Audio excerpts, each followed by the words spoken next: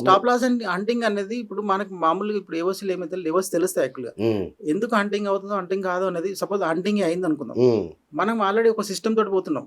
మనం ఒక బైక్ తీసుకొని బయటకు వెళ్ళాం విత్ మనం ప్రాపర్ అన్ని ఎక్విప్ చేసుకొని విత్ హెల్మెట్ పెట్టుకొని పోతున్నాం.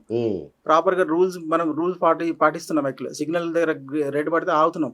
ఇన్ని పాటించినప్పుడు మనకు యాక్సిడెంట్ అవ్వడానికి చాలా తక్కువ ఛాన్సెస్ ఉంటాయి. ఏం లేకుండా పోయి మనం అగ్రెసివ్ గా పోవడం ఏమవుతుంది చూద్దాంలే అనిపిస్తుందిలే అని మార్కెట్ అనిపిస్తుంది. క్యాండిల్స్ ఏమనిపిస్తుంది అంటే చలో నువ్వు రా వచ్చి ఇక్కడ డబ్బులు పెట్టు అది పిలుస్తుంటది యాక్చువల్గా. వీడు పెడతాడు యాక్చువల్గా. ఎందుకంటే సిస్టమ్ ఏ చేతిలో ఉంది, పైసలు ఏం చేతిలో, ఇంకొకరిని అడగాల్సిన అవసరం లేదు కదా.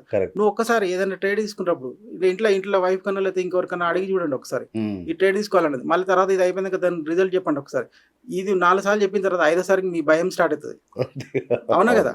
ఎవరో ఒకరికి చెప్పేటోళ్ళు ఉంటే అప్పుడు భయం. ఇప్పుడు ఏమవుతుందంటే లాస్ అయినా ఏమైనా నీ సిస్టమ్ వరకు ఏముంటుంది, నీ మైండ్ లో ఉంటుంది. నీ సిస్టమ్ క్లోజ్ చేస్తే ఎవరికి తెలియదు, నువ్వు ఎంత లాస్ అయినా తెలియదు, ఏం తెలియదు, నీ బ్రెయిన్ లో ఉంటుంది. అది నీ లోపల మసులుతా ఉంటది. కానీ లాస్ట్కి ఏమవుతుంది వచ్చి ఇదే రివెంజ్ అవుతుంటుంది యాక్చువల్గా.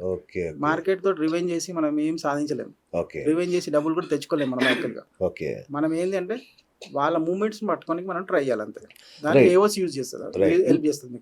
సూపర్. ఇంకొకటి ఆప్షన్ ట్రేడర్స్ కి బాగా లాభం అంటే లాభాలు ఎక్కువ వస్తాయని మీరు ఒకటి చెప్పారు, రైట్? అంటే ఇప్పుడు డబ్బులు పోగొట్టుకునే అలాంటి వాళ్ళు ఆప్షన్స్ కి ఎక్కువ మొగ్గు చూపుతారు, ఎందుకంటే ఎక్కువ అది వస్తుంది కదా.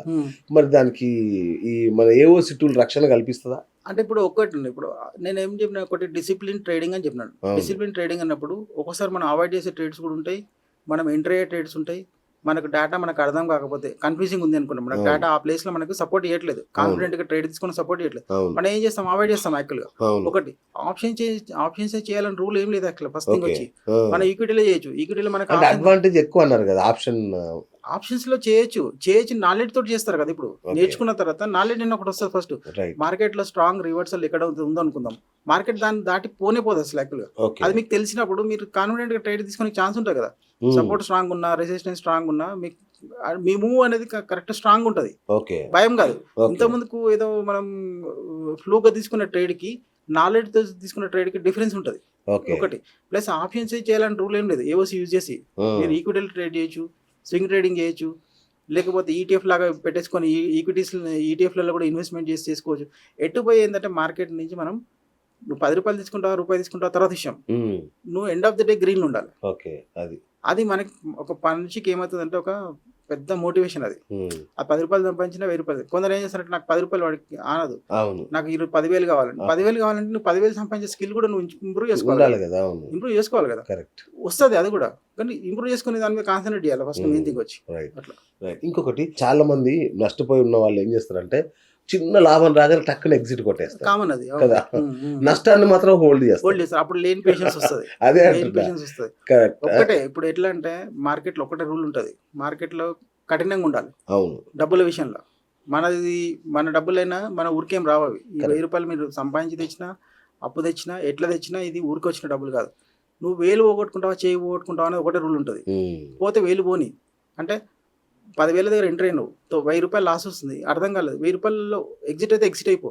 ఆ 10,000 పోగొడితే నీ చేయి పోయినట్టే లెక్క కదా. అంతే కదా. చేయి పోగొట్టుకుంటావు, వేలు పోయినా మన చేయి ఉంటుంది కాబట్టి బతకొచ్చు. రైట్. ఇక్కడే నా ప్రశ్న ఏంటంటే మన ఈ ఏఓసి టూల్లో డాట్ టు డాట్ రివర్సల్ అనే ఆప్షన్ ఉంది కదా.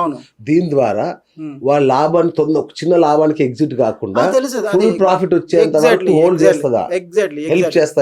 100% అదే చెప్తాను. ఇప్పుడు సపోజ్ ఇప్పుడు స్ట్రాంగ్ సపోర్ట్ ఉంది అనుకుందాం. స్ట్రాంగ్ సపోర్ట్ లో ఉంటే మనకు రూల్ ప్రకారం ఏంటంటే 20 పాయింట్స్ స్టాప్ లాస్ ఇస్తాం, 40 పాయింట్స్ టార్గెట్ ఇస్తాం. ఏ స్ట్రైక్ లో ఎంట్రీ కావాలి, ఎందుకు ఎంట్రీ కావాలి, ఎప్పుడు ఎంట్రీ కాకూడదు, ఎవ్రీథింగ్ మనం క్లాస్లో చెప్తాం. ఇప్పుడు సిస్టమ్ ఏమవుతుందంటే పోతే నీకు ఏమనిపిస్తుంది, ఇప్పుడు 20 పాయింట్స్ పోతుందంటే 1300 1400 పోతాను ఫిక్స్ అయిపోయింది మైండ్లో. సైకాలజీ డిస్టర్బ్ కాదు. వస్తే ఎన్ని పాయింట్లు వస్తుంది, 40 పాయింట్లు వస్తుంది అంటే దాదాపు ఎంత వస్తుంది, 2,600 నుంచి 3,000 వస్తుంది. అంటే ఇప్పుడు ఇంతకుముందు 1,000 రూపాయలు ప్రాఫిట్ వస్తే పారిపోయేటోడు ఇప్పుడు ఎక్కడి వరకు రావడానికి ట్రై చేస్తాడు, 3,000 రావడానికి ట్రై చేస్తాడు. ఈ 3,000 నెలలో ఒక 10 సార్లు సంపాదించిన ఎక్కడికి వెళ్ళిపోతాడు యాక్చువల్గా. ఇప్పుడు స్టాప్ లాస్లు ఇటు కావచ్చు, ప్రాఫిట్లు రావచ్చు, ఎట్లా వచ్చినా కానీ ఎండ్ ఆఫ్ ది మంత్ వచ్చేసరికి గ్రీన్ అయితే ఉండడానికి ఛాన్స్ ఉంటుందా లేదా? కరెక్ట్. నేను అందుకే చెప్తాను, చాలా మందికి ఫోన్ చేసినప్పుడు కూడా అదే చెప్పినాను. నేను 10 లక్షలు తెచ్చుకుంటా, 5 లక్షలు తెచ్చుకుంటా అంటే నేను కూడా చెప్తాను, నువ్వు 5-10 లక్షలు తెచ్చుకోకు, ఫస్ట్ లక్షనే తెచ్చుకో. ఈ లక్ష మార్కెట్ ఎట్లా తీసుకోవద్దో ఇప్పుడు చూడు. రైట్. నేర్చుకునే 1 మంత్ వరకు ట్రేడింగ్ చేయదు. ఓకే. నేర్చుకున్న తర్వాత ఈ లక్ష పెట్టేసి ఈ లక్ష మార్కెట్ ఎందుకు తీసుకోవద్దో చూద్దాం. సరే నీ అదృష్టం బాగాలేదు, నువ్వు మొత్తం రాంగ్ అనాలిసిస్ చేస్తున్నావు. డైలీ 1300 నేను లాస్ అని చెప్పిన, 1300 ఇంటూ మార్కెట్లో 20 రోజులు ఉంటుంది, నెలలో ఎన్ని 8,000 పోతుంది, 26,000 30,000 పోతుంది. అంతే. డైలీ ఒకటే ట్రేడ్ తీసుకో. అంతే. అంటే నీ అదృష్టం మొత్తం టోటల్ నీ అనాలిసిస్ రాంగ్ ఉంది అనుకుందాం. సూపర్. 3 నెలలు పడుతుంది నీ ₹1,00,000 ఖాళీ కావడానికి. 1 మంత్ తర్వాత కూడా నువ్వు ఇదే సిస్టమ్ చేస్తావా? తప్పు చేస్తావు, చేయకూడదు. 3 నెలల్లో తోపు అయిపోతాడు అసలు. తోపు అయిపోతావు. 1 మంత్ మొత్తం నువ్వు లాస్ అయినా 30,000 లాస్ అవుతావు. అంటే డిసిప్లిన్ ఏంటిది ఇక్కడ? నువ్వు ఒకటే ట్రేడ్ చేయాలి. ఒకటే ట్రేడ్ చేయాలి. కరెక్ట్. అర్థమైందా? ఈ ఒక్క ట్రేడ్ ఎందుకు లాస్ అయింది, ఎందుకు లాభం వచ్చింది అనాలిసిస్ చేయాలి. నీకు నువ్వు చేసుకోవాలి. బుక్ రాయాలి ఫస్ట్, పేపర్ మీద పేపర్ మీద పెట్టాలి. రెండో నెల నుంచి నీ ప్రాఫిట్ సపోజ్ 15,000 స్టార్ట్ అయింది అనుకుందాం. ఈ రికవరీ మాట వద్దు. ఇది మనం ఒక డేటాని ఒక ట్రేడింగ్ ని మాస్టరీ అవ్వడానికి మాత్రం ఒక సిస్టమాటిక్ స్టెప్ బై స్టెప్ పోతే మాత్రం 100% అవుతుంది. పాసిబిలిటీ ఉంది. సూపర్. అయితే చాలా మంది ఏం చేస్తారంటే సపోర్ట్ బ్రేక్ అయిపోయింది అనుకోని సెల్ చేసేస్తారు. ఓకే. కానీ అక్కడనే మార్కెట్ పైకి లేస్తుంది. అంటే ఈ ఫేక్ మూవ్స్ ని మనం ఎట్లా పసిగడుతుంది? అంటే 2 థింగ్స్ ఉంటాయి. ఇప్పుడు చాలా మందికి ఉన్న ఆప్షన్ ఏంటంటే ప్రైస్ యాక్షన్ ట్రేడింగ్ చేస్తారు. క్యాండిల్స్ బేస్ మీద ఇది సపోర్ట్ ఉంది అని అనుకుంటారు. లేకపోతే మార్కెట్ కంప్లీట్ బేరిష్ అవుతూ వస్తుంటది. బేరిష్ వస్తున్నప్పుడు ఇంకా ఏమనుకుంటారు, ఇక్కడ నుంచి ఇంకా పడుతుంది అనుకుంటారు.